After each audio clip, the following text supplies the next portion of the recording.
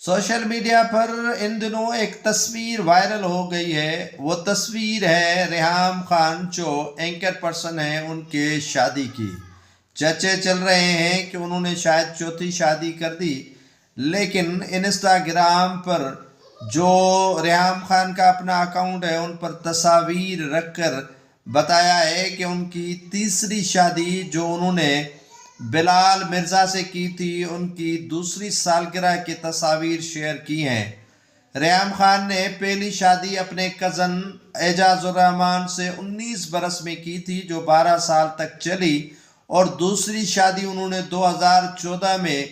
بانی P T I اور سابق وزیر اعظم عمران خان سے کی تھی جو 1 سال تک چلی، اور اب تیسری شادی انہوں نے 2 برس بیت چکے ہیں کہ